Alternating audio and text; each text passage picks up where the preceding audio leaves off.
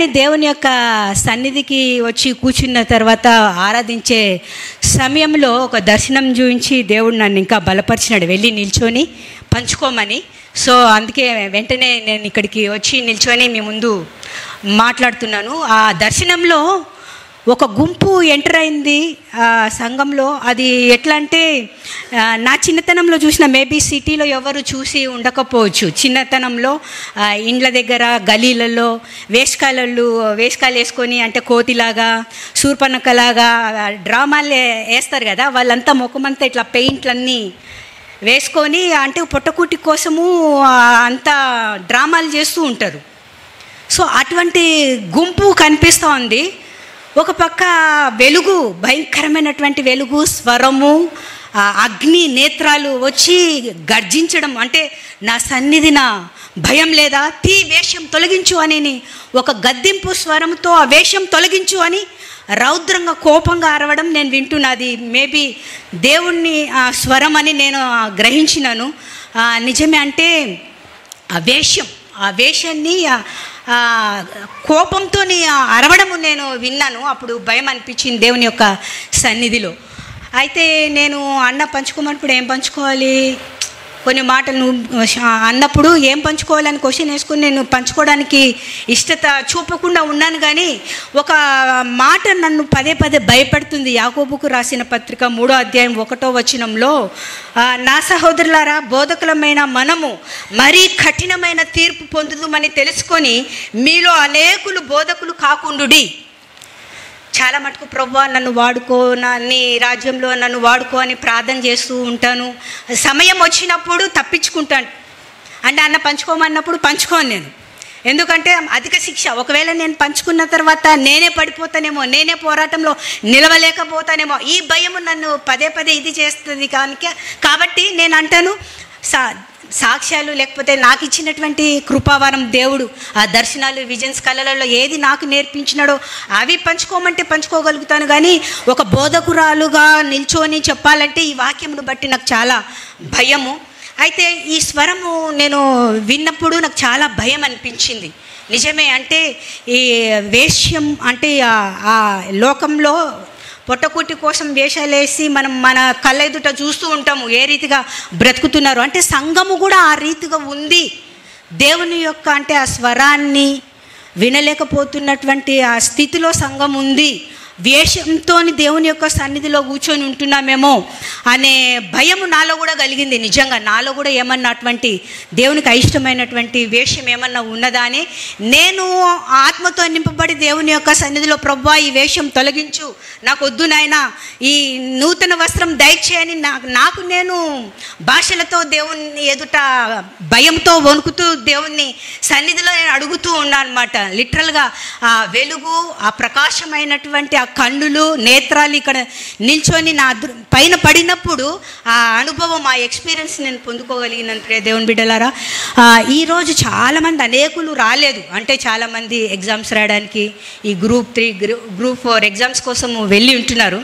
మరి వచ్చినటువంటి మీతో ఎవరితోని దేవుడు ఈ ఉదయకాల సమయంలో నాతో మాట్లాడి నన్ను బలపరిచి, అంటే ఈ దినమున ఇక్కడ నిలబెట్టినాడో ఆ మాటలను బట్టి మీలో ఒకరినైనా ఇద్దరినైనా దేవుడు గొప్పగా నిలబెట్టుకుంటాడని నేను ఆశిస్తున్నాను. అన్న సమయం ఇస్తే కొంచెం సాక్ష్యము ప్లస్ దేవుడు ఏవైతే నేర్పించినాడో ఆ కొన్ని అంశాలు పంచుకొని నేను అన్నకి సమయం ఇస్తాను. అయితే మొట్టమొదటిగా నేను దేవుని సన్నిధిలో ఆ స్వరం, నేను భయపడరా, నా సన్నిధిన మీకు భయం లేదా, తొలగించు ఈ వేషం, తొలగించుకొని ఈ వేషం అనని గద్దిస్తున్నప్పుడు నాకు భయం అనిపించింది, ఏంటిది అనేసి. దీనికి ముందు నేను ఒక 10 days నుంచి దేవుని సన్నిధిలో, అంటే భయంకరమైనటువంటి ఆ పోరాటం, ఆత్మీయ పోరాటం పోరాడుతున్నా, ప్రార్థిస్తున్నా, ప్రభా ఏంటి ఏంటి ఏంటి అని అనేసి. సో కొన్ని దర్శనాల ద్వారా, వాక్యాల ద్వారా దేవుడు నన్ను బలపరచడము ఇదంతా జరుగుతుంది. అయితే ఒక డ్రీమ్ దేవుడు నా ముందర పెట్టాడు. మీతో చాలాసార్లు నేను పంచుకుంటూ ఉంటా. ఆరాధించే సమయంలో, వర్షిప్ చేసే సమయంలో ఈ స్వరం నేను విన్నా, ఈ రీతిగా ఈ దర్శనం నేను చూసినా అని.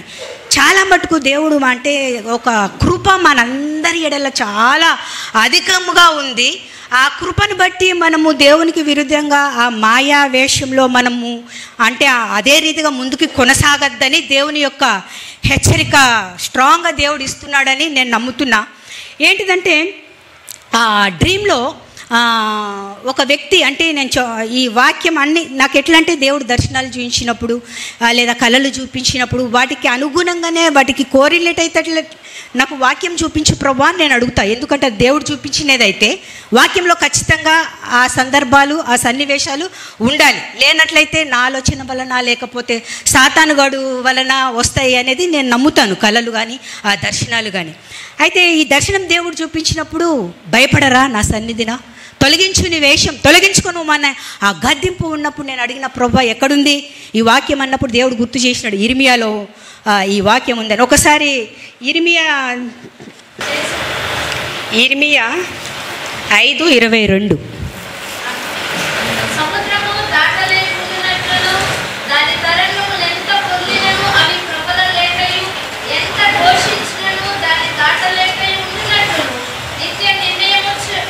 నిర్ణయము చేత దానికి ఇసుటను సరిహద్దుగా నియమించిన నాకు మీరు భయపడరా, నా సన్నిధిని వనటరా, ఇదే యెహోవా వాక్కు. చాలు. ఇసుకను సరిహద్దుగా నియమించిన నాకు మీరు భయపడరా, నా సన్నిధిని వనకరా, ఇది యెహోవా వాక్కు. ఇర్మియా ప్రవక్త ద్వారా దేవుడు ఈ మాటలు అంటే ఇజ్రాయేలీయులను గురించి అక్కడ వాళ్ళని గద్దిస్తున్నట్టు ఉంది.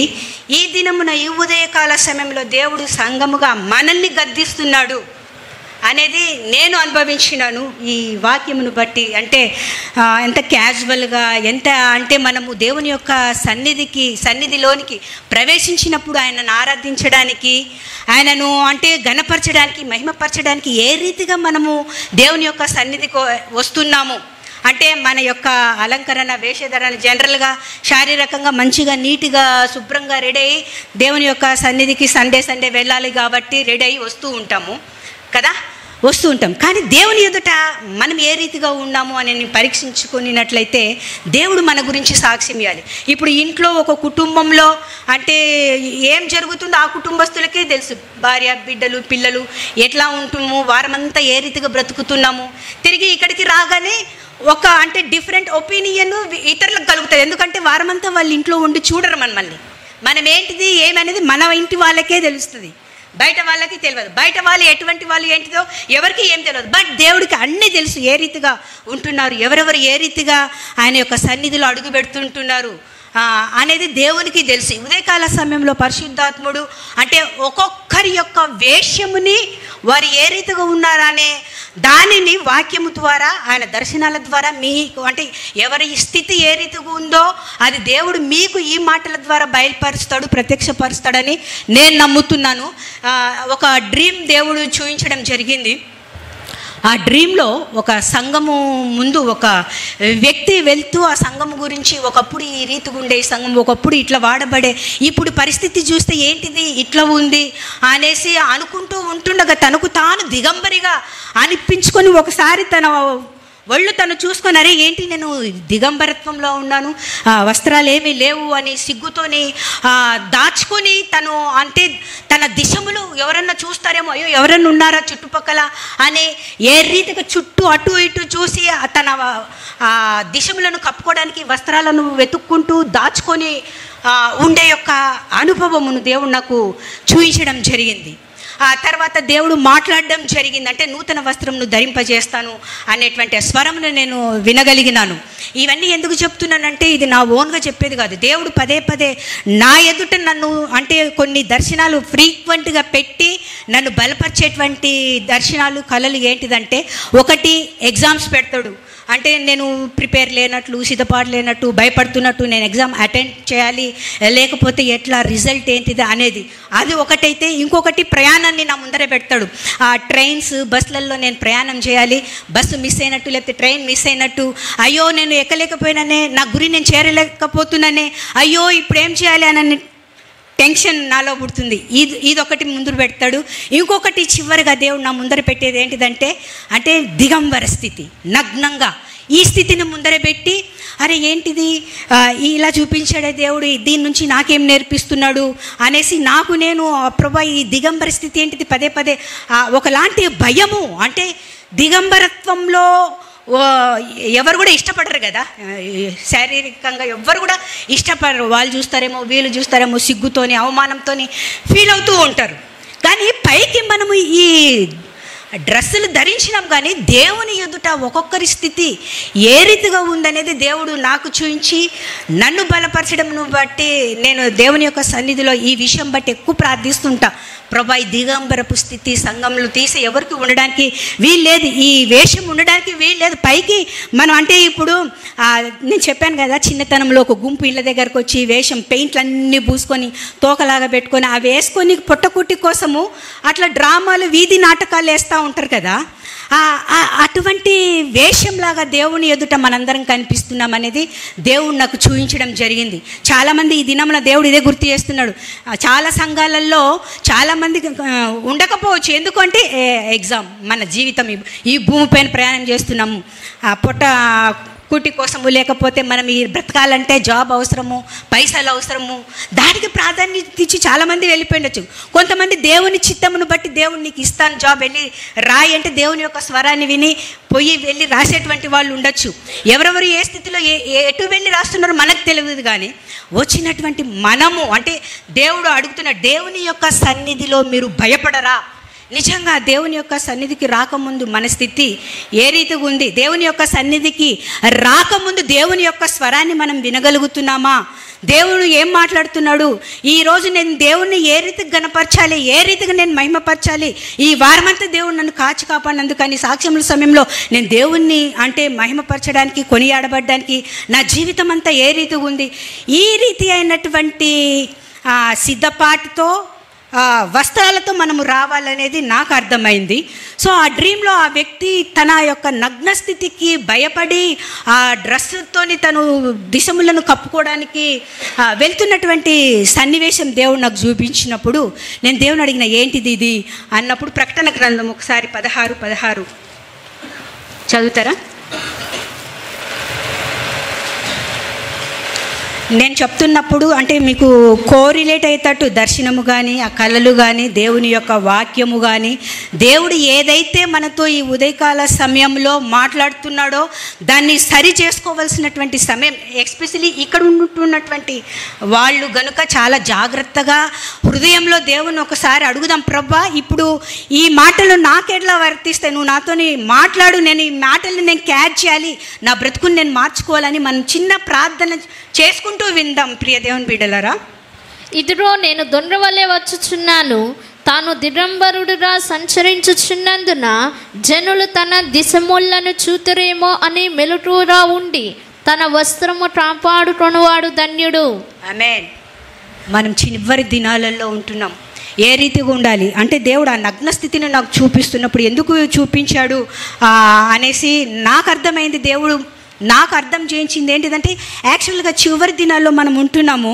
మన యొక్క స్థితి ఏ రీతిగా ఉంటున్నది అంటే కుటుంబంలో భర్త ముందు భార్యది, భార్య ముందు భర్తది, పిల్లలు, ఈ అంతా మనకు తెలుస్తూ ఉంటుంది ఏ రీతిగా ఉంటున్నాము. కానీ సంఘముగా మనం అందరము ఇక్కడ కూడుకున్నప్పుడు నీ గురించి నాకు తెలియదు, నా గురించి నీకు తెలియదు, బట్ దేవుడు అంటే పైనుంచి చూస్తున్నటువంటి దేవునికి అందరి యొక్క స్థితి బాగా ఎరిగినటువంటి దేవుడు ఆయన ఎదుట అతి ఆధ్యాత్మికంగా వస్త్రములు మనం ధరించిన వారమే ఉన్నామా లేదా అనేది ఆ దేవునికి తెలుస్తుంది.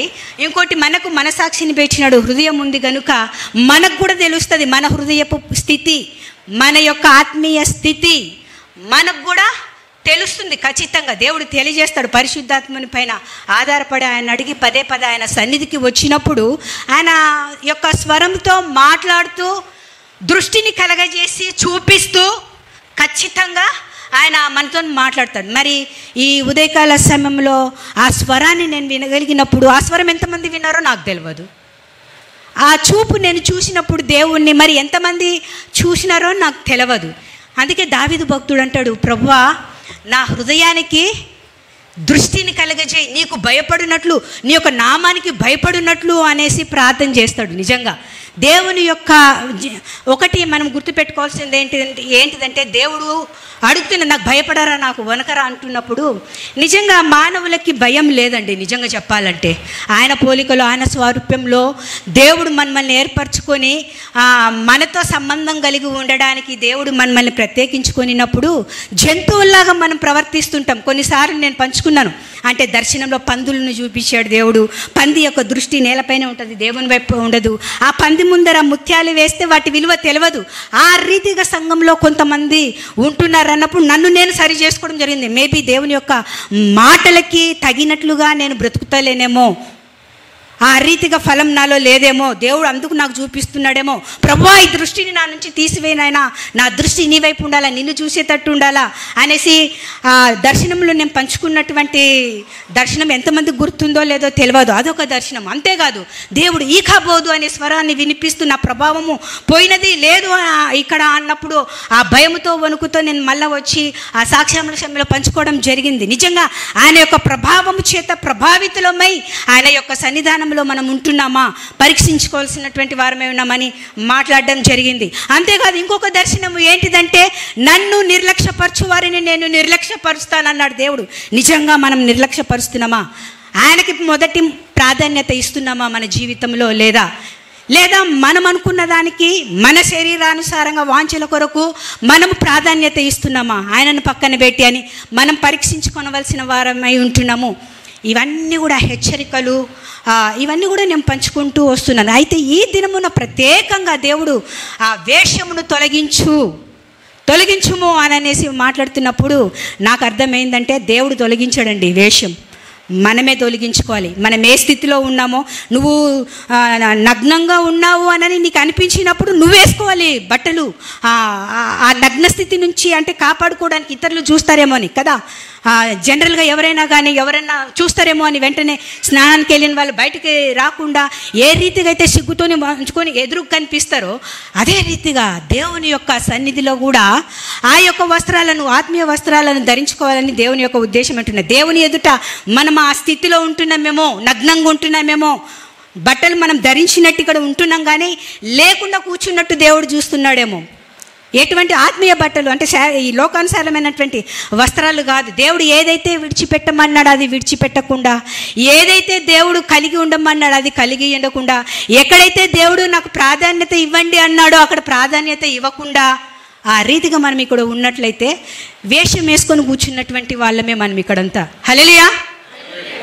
చాలా జాగ్రత్తగా వినాలండి. దేవుడు పరిశుద్ధాత్మ దేవుడు బలంగా మనతో మాట్లాడుతున్నాడు. అట్లీస్ట్ ఈ దినమునన్నా మనము దేవుని యొక్క సన్నిధిలో దేవుని యొక్క పాద చెంతకి వెళ్ళి ప్రభువా ఈ వేషం తొలగించినైనా, అంటే ఎంతకాలం ఈ వేషనైనా క్షమిస్తాను కానీ వేషధారణని నేను క్షమించాను అన్నాడు దేవుడు. ఆ మాటలు నాకు గుర్తొచ్చినాయి వర్షిప్ చేసే సమయంలో.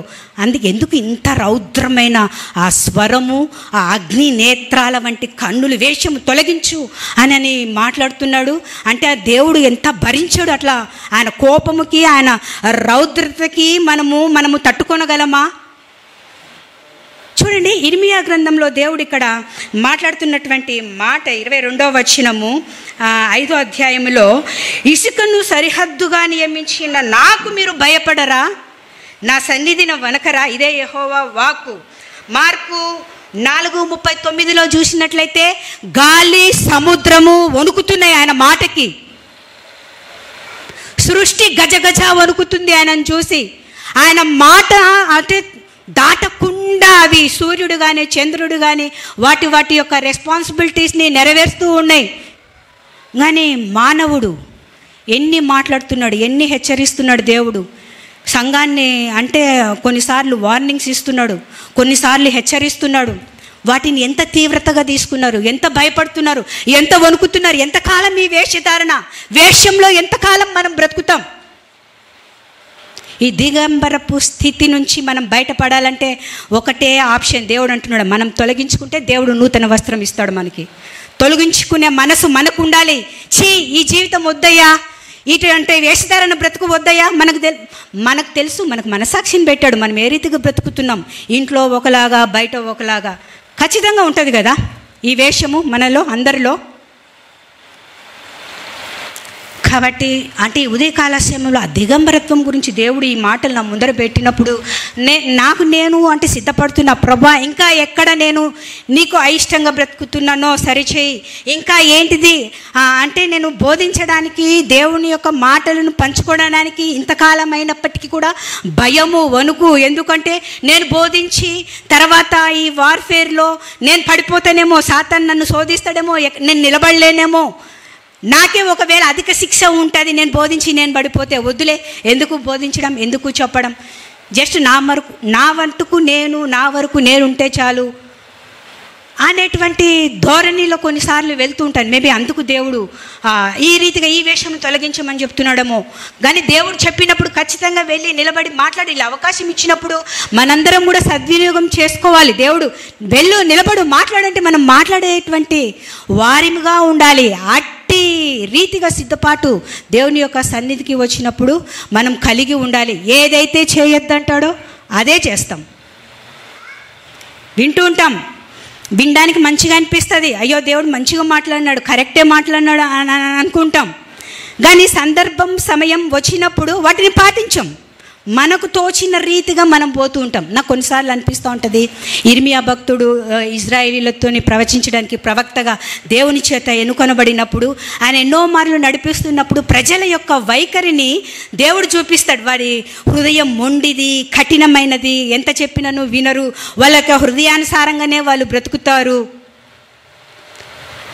మేబీ అక్కడ చాలా బాధ అనిపిస్తుందేమో ఇర్మియాకి. కొన్నిసార్లు మన దైవజనులకు కూడా అట్లనే అనిపిస్తుంది. సంఘము ఎంత చెప్పాలి, ఎంత వాక్యం చెప్పాలి, ఎంత చెప్పాలి, బ్రతుకులు మారవా, ఇంతేనా, పరిస్థితిలో నిలబడి చూపరా, ఇంతకాలం విన్నదాన్ని పరిస్థితిలో నిలబడి చూపరా, ఏం నేర్చుకున్నారు ఏంటిది అనే తన వేదన నాకు అర్థమవుతుంటుంది ఒక వైఫ్గా ఇంట్లో చూస్తున్నప్పుడు, చేస్తున్నప్పుడు.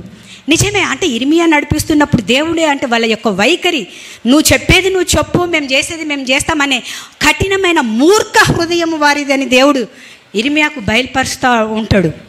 ఆ మాటలన్నీ మనకుంటే ఆ మూర్ఖపు హృదయం ఎట్లా అంటే ఒక చోట ఉంటుంది.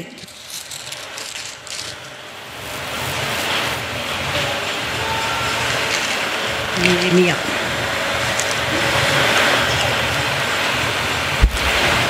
18:12 ఒకసారి చదవండి. ఇర్మియా 18:12.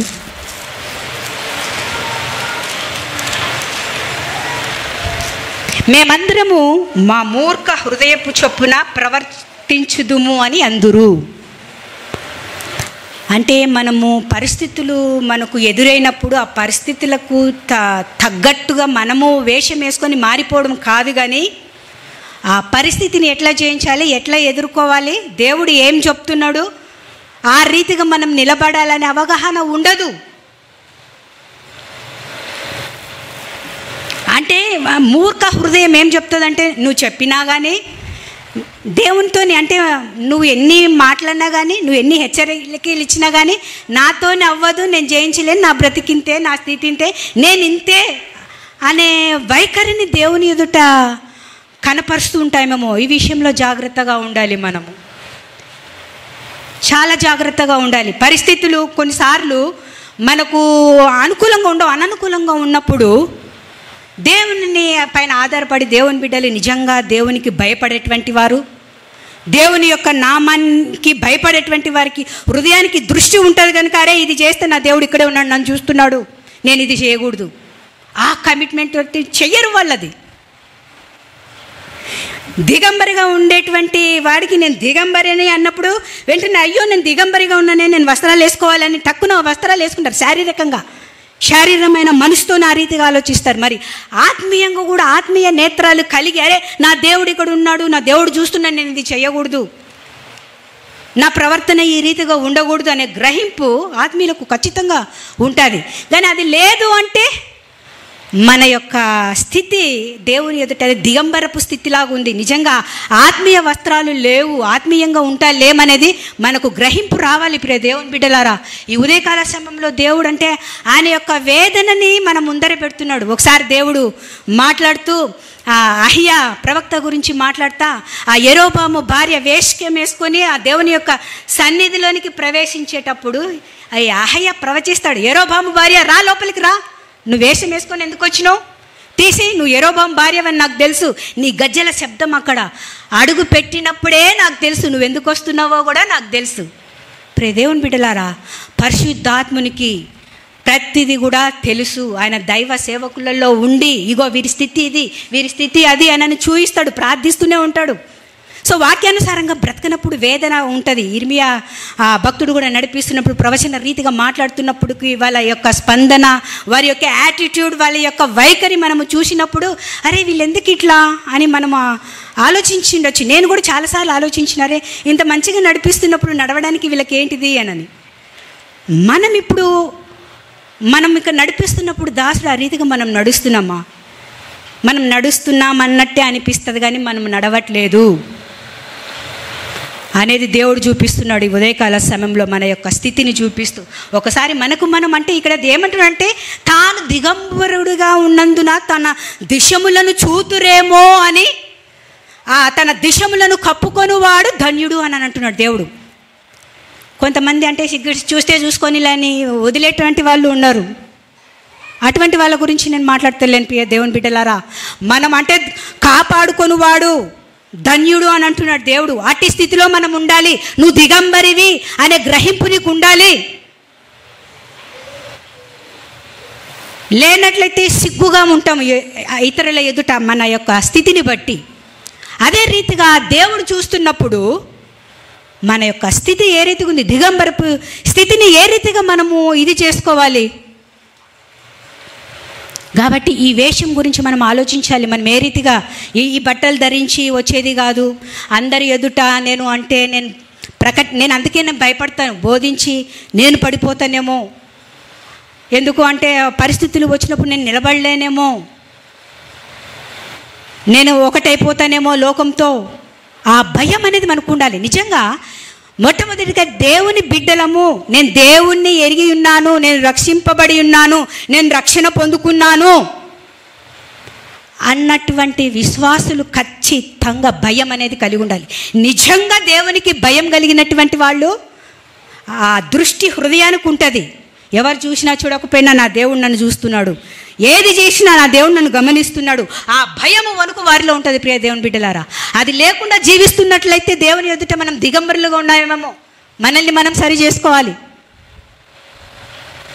భయం ఉండదు చాలామందికి. ఎవరు చూస్తున్నారు తెలియదులే, అన్నకు తెలియదులే, అక్కకు తెలియదు, లేకపోతే ఈ కొడుకులైతే తల్లికి తెలియదులే, తండ్రికి తెలియదులే నేను చేసేది అన్నట్టు వేషధారణ అంటే వేషంలో బ్రతికేస్తూ ఉంటారు.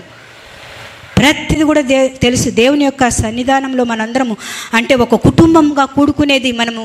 అంటే ఈ చివరి దినాల్లో ఆయనను ఎదుర్కొనవలసినటువంటి వారం కనుక ఆయనను ఒక దినమున ఎదుర్కోవాలి. ఆ నిత్యత్వమైన రాజ్యము పరలోక పట్టణం మనది. ఇది శాశ్వతమైనది కాదు. అశాశ్వతమైన ఈ రాజ్యంలో ఇదే శాశ్వతమని మనం బ్రతకడానికి వీలు లేదు. రక్షించుకున్నాడు దేవుడు మనల్ని. ఎందుకు అంటే ఆయనతో ఉంచుకోవడానికి, ఆయన యొక్క సన్నిధిలో ఆయనతో పాటి నిత్యము ఆయనతో మనము ఉండాలి. అంటే మన యొక్క స్థితి దిగంబరపు స్థితి ఉండొద్దు. ఆయన ఎదుట మన యొక్క స్థితి ఏ రీతిగా ఉన్నది మనం గ్రహించుకొని మనము దేవుని యొక్క సన్నిధిలో అంటే తగ్గించుకొని వెళ్ళినప్పుడు ఖచ్చితంగా ఆయన మనకు నూతన వస్త్రాలు ఇచ్చి మనల్ని ధరింపజేసి ఆయన ఖచ్చితంగా ఆయన ఎదుట మనల్ని నిలబెట్టుకుంటాడేమో ప్రియ దేవుని బిడ్డలారా. ఆ గ్రహింపు లేకుండా గుడ్డితనంలో మనం బ్రతకద్దు. దయ్యాలు గజగజ వణుకుతున్నాయి దేవుని నామం చెప్తే. దయ్యాలు చూస్తున్నాయి దేవుణ్ణి. బట్ మానవుడు, క్రైస్తవుడు, దేవుని బిడ్డ అని చెప్పుకునేటువంటి వాళ్ళు దేవుణ్ణి చూడలేకపోతున్నారు, దేవుని యొక్క స్వరాన్ని వినలేకపోతున్నారు. గురుడితనము, మాయావేషంలో ఉన్నారు. దృష్టి ఉందా? నిజంగా దేవుడు నిన్ను చూస్తున్నాడనే గ్రహింపు నీకుందా? ఆ గ్రహింపు లేకుండా బ్రతుకుతున్నామంటే గురుడితనమే కదా. దేవుడు నాతో మాట్లాడుతున్నాడు ఈ ఉదయకాల సమయంలో. నాది ఈ బ్రతుకు నేను బ్రతకద్దు, ఎంతకాలం ఈ బ్రతుకుచ్చి అనే ఇది మనకు కలిగి ఉంటున్నామా? మనము అసహించుకుంటున్నామా మన యొక్క స్థితిని బట్టి? కొన్నిసార్లు మనం చేసేది కరెక్టే, మనం కరెక్టే అని మన యొక్క ఆత్మ చెప్తుంది. మన ఆత్మ చెప్పినట్టు, మన హృదయం చెప్పినప్పుడు మనం వినొద్దు. మనలో పరిశుద్ధాత్ముడు ఉన్నాడు, ఆయన చెప్పినది మనం వినాలి, ఆయన మాటలను మనం వినాలి. దేవుని యొక్క నామానికి భయపడినట్లు మన హృదయాన్ని మనము ఉంచుకోవాలి. అటువంటి దృష్టిని దయచేయమని దేవుని యొక్క సన్నిధిలో అడగాలి. ఆ దృష్టి దేవుడు మనకి ఇచ్చినప్పుడు ఖచ్చితంగా మనము అంటే ఆ దేవుని యొక్క మార్గంలో నడవగలుగుతాము. దేవునికి అయిష్టంగా బ్రతకము. దేవుణ్ణి సంతోషపరిచినట్లు బ్రతకాలనే ఆశ వాంఛ దినదినము మనలో అభివృద్ధి చెందుతూ ఉంటుంది. ఈ దేనికి ప్రాధాన్యత ఇవ్వాలో దేనికి ప్రాధాన్యత ఇవ్వకూడదో ఆ గద్దింపు మనకు బోధ చేస్తూ ఉంటుంది. మొట్టమొదటి ప్రాధాన్యత నా దేవునికి తప్ప నేను దేనికి ఇవ్వద్దు. ఆ వస్త్రములు అంటే ఈ దేవుని యొక్క ఆత్మీయ వస్త్రములను మనం కలిగి ఉన్నట్లయితే ఆ దేవుడు ఎంత దూరమైనా మనల్ని నడిపించగలుగుతాడు, ముందుకి తీసుకొని పోగలుగుతాడు. కనుక అట్టి వస్త్రముల కోసం మనం ప్రయాసపడాలా. దేవుని యొక్క సన్నిధిలో ప్రభా ఈ స్థితిని తీసివేయి, ఈ నగ్న స్థితిని తీసివేయి, ఎంతకాలం అయ్యా ఈ బ్రతుకు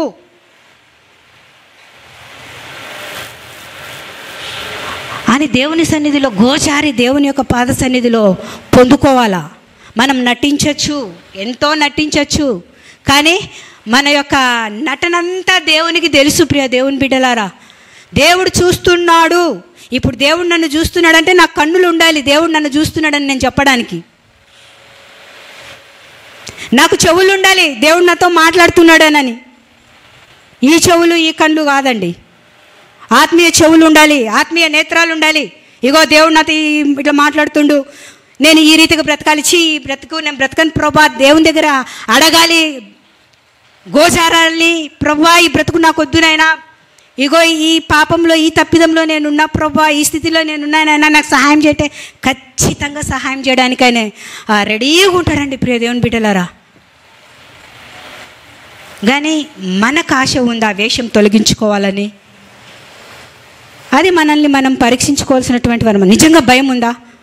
నిజంగా దేవునికి భయం అనేది మనకు కలిగి ఉంటే మనము అంటే ఆయన మాటలని చాలా తీవ్రతగా తీసుకుంటాం. పరిస్థితులు వచ్చినప్పుడు బ్రతికి చూపిస్తాం. పదే అంటే కొన్నిసార్లు తెలియకో తెలిసినో పడిపోతుంటాం, జారి పడిపోతుంటున్నాం. ఆ గ్రహింపులో ప్రభా ఇగో నేను పడిపోతున్నా, ఈ ఏరియాలో నేను జారిపోతున్నా ప్రభా నాకు సహాయం దయచేయి, నీవే నా ఆశ్రయము, నీవే నా సహాయకుడివి అని అడిగినప్పుడు ఖచ్చితంగా జారి పడిపోయే నిన్ను లేవనెత్తి నిలబెడతాడు దేవుడు. హల్లెలూయా. నిలబెట్టాడా అండి దేవుడు? మానవులం కదా, కొన్నిసార్లు జారి పడిపోతుంటాం, జారిపోతున్నట్టు. కానీ ఆ గ్రహింపు మనకు ఉన్నదా? నేను జారిపోతున్నా, నేను పడిపోతున్నా. ఆ గ్రహింపు లేకపోతే నువ్వు పడిపోతావు, నాశనమే, అంతే. గ్రహింపు కలిగినప్పుడు గట్టిగా నిలబడతాం. అయ్యో నేను జారిపోతున్నా, నేను పడిపోవద్దు, నేను నాశనం కాదు, గట్టిగా నిలబడడానికి ప్రయత్నం చేస్తాం కదా. సో ఆత్మీయ గ్రహింపు మనకు అవసరం. మనం ఏ స్థితిలో ఉన్నాం, ఎట్టి రీతిగా ఉన్నాం, దేవుడు ఇష్టపడాడండి.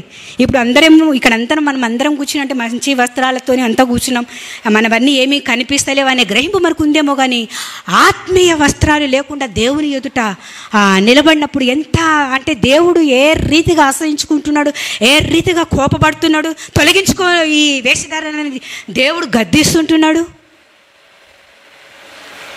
నీవు నేను ఏ రీతిగా ఉంటున్నాము, మన వస్త్ర అంటే ధరించుకున్న రీతి ఏ రీతిగా ఉంటున్నది మనం పరీక్షించుకోవాలి వాక్యంతో. అంటే ఒకవేళ యూనిఫామ్ అనుకోండి, యూనిఫామ్ ఒక సోల్జర్కి ఏ యూనిఫామ్ ఎట్లుండాలి అనేది ఎఫీసీలకు రాసిన పత్రికలో మనం చివరిలో అన్నీ చూస్తాం కదా. ఇవన్నీ ధరించుకోండి అంటే ఈ పోరాటాలలో వీటన్నిటిలో మనం నిలబడడానికి నిజంగా ఎవరైతే దేవుణ్ణి వెంబడిస్తుంటారో, దేవునిలో బ్రతకాలి, దేవునిలో ఉండాలి, దేవుణ్ణి ఎదుర్కోవాలి, ఆ నిత్యత్వం కావాలని ప్రయాసపడుతుంటారో అట్టి వాళ్ళకే ఎక్కువ అంటే పోరాటాలు ఉంటాయి,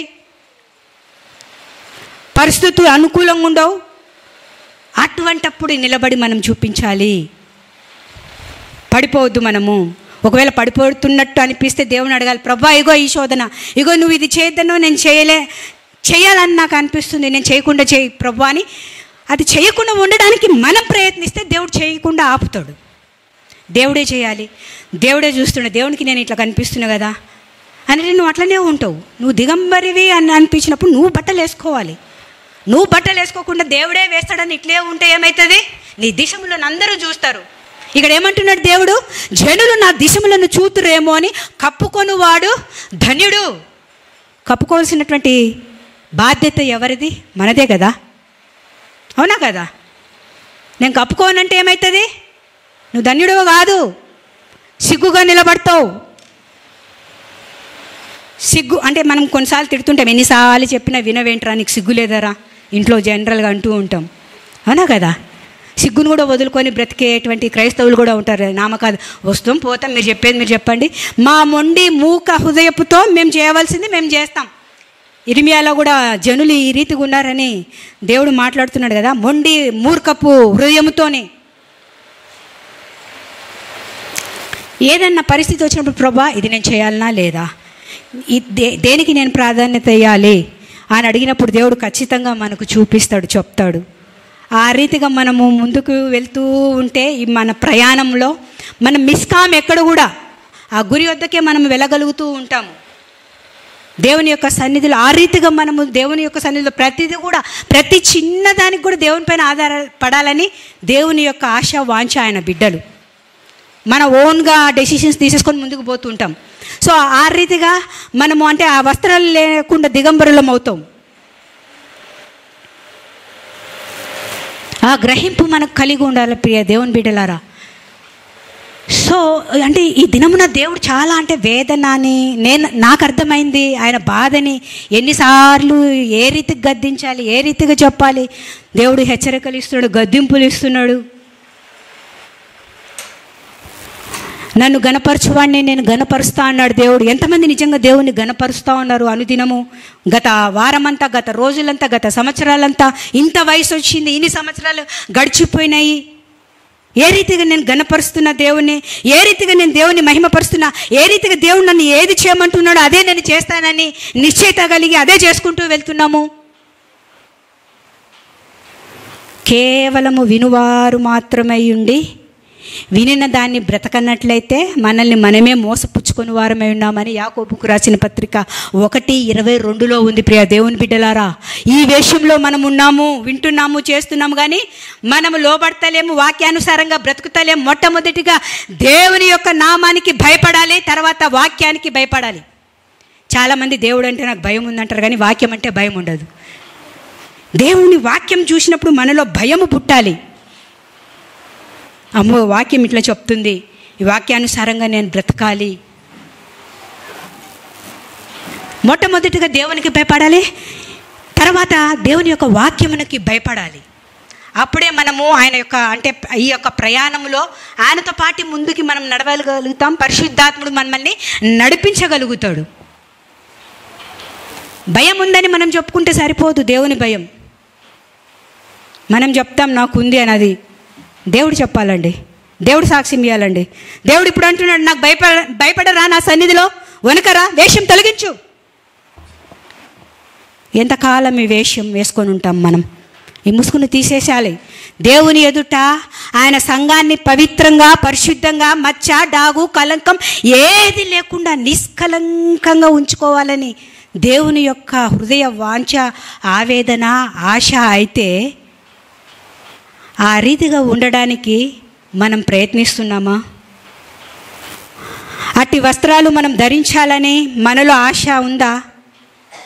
ఫస్ట్ ఆఫ్ ఆల్ భయం ఉందా, వణుకుందా? దేవుని యొక్క సన్నిధిలోనికి వచ్చినప్పుడు నిజంగా దేవుని యొక్క సన్నిధిని నేను అనుభవించాలి, దినమున దేవుని యొక్క ప్రజెన్స్ నేను పొందుకోవాలనే సిద్ధపాటుతో దేవుని మందిర ఆవరణంలో మనం అడుగు పెడుతున్నామా? చాలా మటుకు చాలా కాలం నుంచి, ఎంతో కాలమైంది రక్షింపబడి, క్యాజువల్గా వస్తున్నాం. ఎన్నో మాటలు దేవుడు మాట్లాడుతున్నాడు, ఎన్నో వార్నింగ్స్ ఇస్తున్నాడు, ఎన్నో హెచ్చరికలు ఇస్తున్నాడు, ఎన్నో మాటల చేత మనల్ని పురిగొల్పుతున్నాడు. అట్టి దిగంబరపు స్థితిలో ఉండద్దు నా బిడ్డలు నా ఎదుట అని. సో అట్లా ఉండద్దని దేవుడు మనల్ని పదే పదే ఆయన మాటల చేత ఆయన మాట్లాడుతున్నప్పటికీ కూడా మన వైఖరి మార్తలేదండి. ఆ స్థితిని మనము గుర్తెరగినటువంటి వారమే ఉన్నాం. ఆ స్థితిని గుర్తెరిగినటువంటి వారంగా మనం ఉండాలి. దేవుడు ఏది చేయమంటున్నాడు అది చేయాలి, దేవుడు ఏది చేయొద్దంటున్నాడు అది చేయకూడదు. దేవుని కోసం రోషం కలిగి నేను బ్రతకాలి. దేవుని బిడ్డనని చెప్పుకుంటున్నటువంటి నేను నిజంగా దేవునికి భయం కలిగి ఉన్నానా లేదా, మనం నిజంగా దేవునికి భయం కలిగి ఉన్నామా లేదా అని మనమే గ్రహించవచ్చు. మనం తీసుకునే నిర్ణయాలను బట్టి మన మనసాక్షి పెట్టాడు. మన మనసాక్షి నేరారోపణ చేయకూడదు మన పైన. ఇదిగో దేవుడు ఇది చేద్దాను నువ్వు చేసినావు కదా అంటే ఏం కాదులే అనేసి మనం జవాబు చెప్పుకుంటాం మన యొక్క మనసాక్షికి. దేవుని బిడ్డలారా, దేవుడు చూస్తూ ఉన్నాడు. దేవుడు ఎంతకాలం ఈ వేషము, ఎంతకాలము ఈ రీతిగా దేవుని యొక్క మందిరంలో అడుగు పెడతారు వేషం వేసుకొని, ఆ వేషం బయట తొలగించరండి. నాకు భయపడరా, నా సన్నిధిని వనకరా?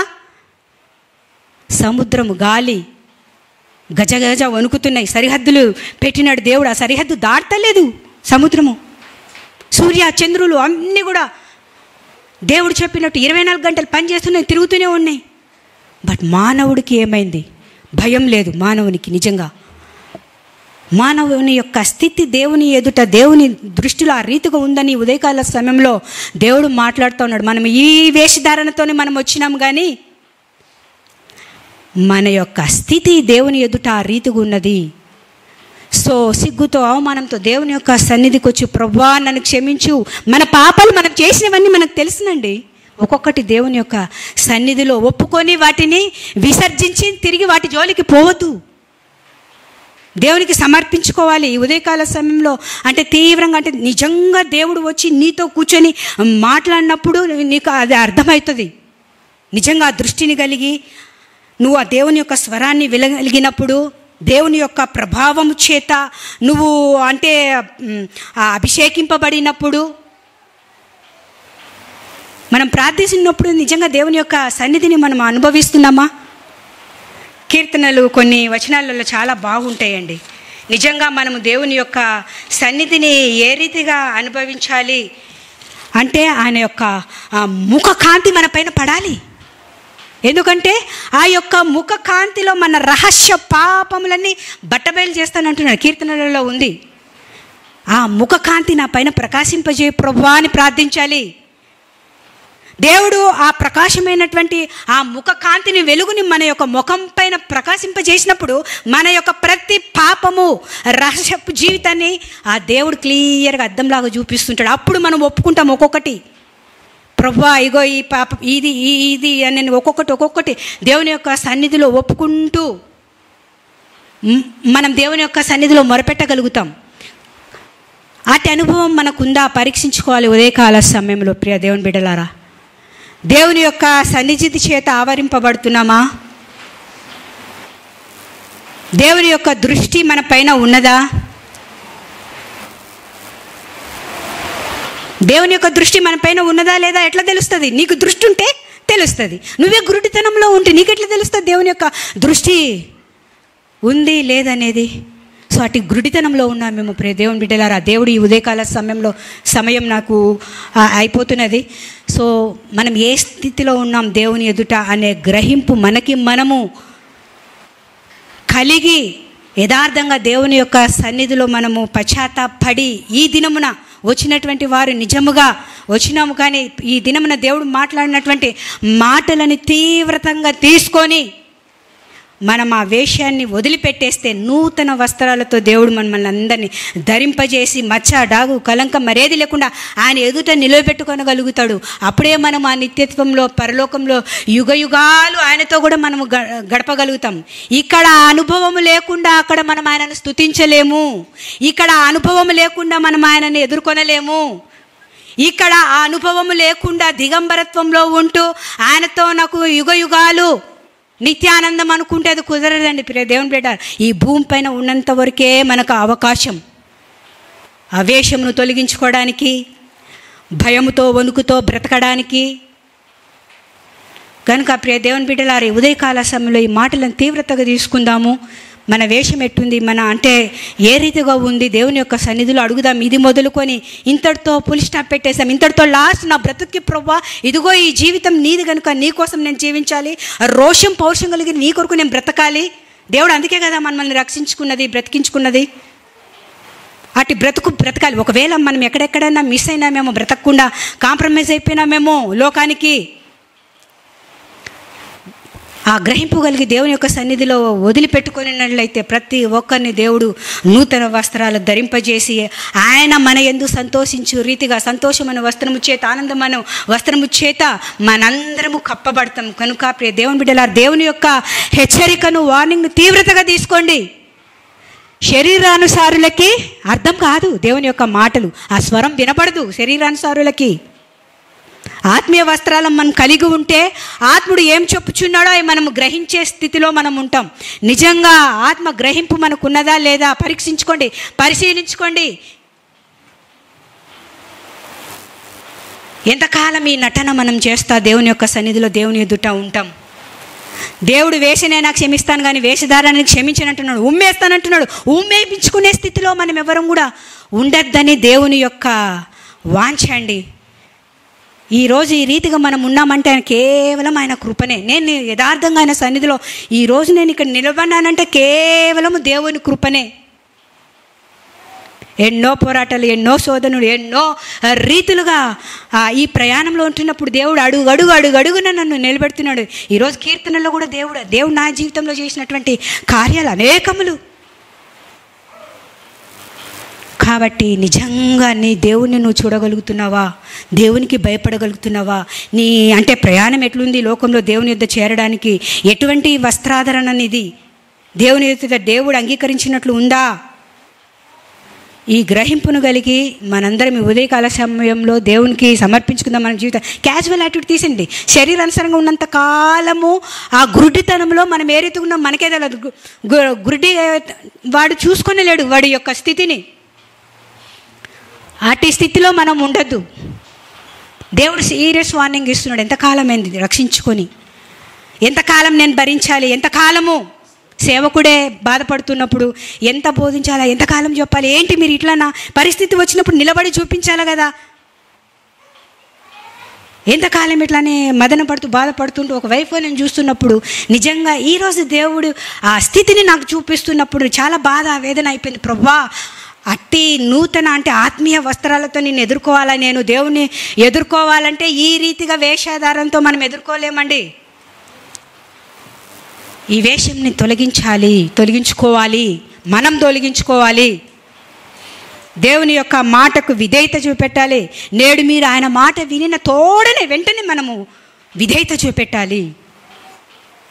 అప్పుడే దేవుడు పరిశుద్ధాత్ముడు ఎంతైనా ముందుకి నడిపించగలుగుతాడు. కొంతమంది మొండి వైఖరి, ఎంత చెప్పినా వినరు. జనరల్గా ఇళ్లలో చూస్తుంటాం, పిల్లలు వినరక్క మాట వినరక్క, ఆ చిన్నపిల్లలు. సో అట్లనే మనం కూడా ఉంటున్నామేమో. మనల్ని మనం పరీక్షించుకోవాలి. దేవుని మాట వినకుండా గురుడిగా ఆ చిన్నపిల్లలలాగా మనము ఉంటూ ఉన్నామేమో. కనుక ఈ దినమున అంటే ఈ మాటల చేత మీకు కాదు, నాకు మొదటిగా దేవుడు ఈ వాక్యములను, ఈ దర్శనాలను, వీటన్నిటిని ముందర పెట్టి నన్ను బలపరిచినాడు. నన్ను బలపరిచిన విధానాన్ని నేను పంచుకోగలిగినాను. ప్రియ దేవుని బిడ్డలారా, మనం పదే ఎప్పుడు కూడా దేవుని యొక్క సన్నిధిలో మన యొక్క స్థితి ఏ రీతిగా ఉంది అనేది మనము ప్రతి నిత్యం పరీక్షించుకొనవలసినటువంటి వారమే ఉన్నాం. ఈ మాటలను దేవుడు మీ యొక్క వినికిడిలో దీవించునుగాక. ఆమేన్.